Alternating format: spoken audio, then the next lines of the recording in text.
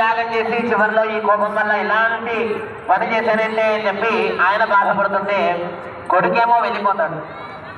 వెళ్ళిపోతున్న మధ్యలో నారద మహర్షి కనిపిస్తుంది.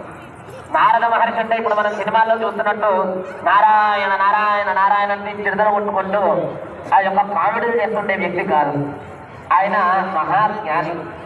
ఆయన దగ్గర ఉన్నటువంటి జ్ఞానాన్ని అన్ని లోకాలకి కూడా ప్రసాదిస్తూ ఉంటారు. ఏదో అందరి దగ్గరకు వచ్చి పుల్లలు పెడతారు, అందరి దగ్గరకు వచ్చి ఆయన వెటకారాలు చేస్తారు, అలాంటి వ్యక్తి కాదు. సకల జ్ఞాన సంపన్నుడు నారదుల వారు. అటువంటి నారదుల వారు ఆ యొక్క నచికేతుడికి కనిపించి, ఆయన ఎక్కడికి వెళ్తున్నావు అంటే ఇలా విషయం అంటే నాన్నగారు అక్కడికి పృథ్వీదేవతకి నన్ను దానం చేశారు వెళ్తున్నానంటే, సరే వెళ్తే వెళ్ళావు, జాగ్రత్తగా వెళ్ళు. ప్రస్తుతానికి యమధర్మరాజు లేడు, అక్కడ యమలోకంలో లేడు, కానీ నువ్వు అక్కడికి వెళ్ళు. ఆయన ఇంట్లో ఉన్నంత వరకు ఆయన ఇంట్లోకి అడుగుపెట్టరు.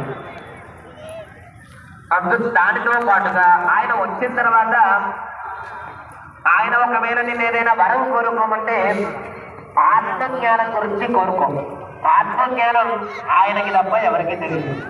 అంత గొప్పగా వివరించే వ్యక్తి కూడా లేడు.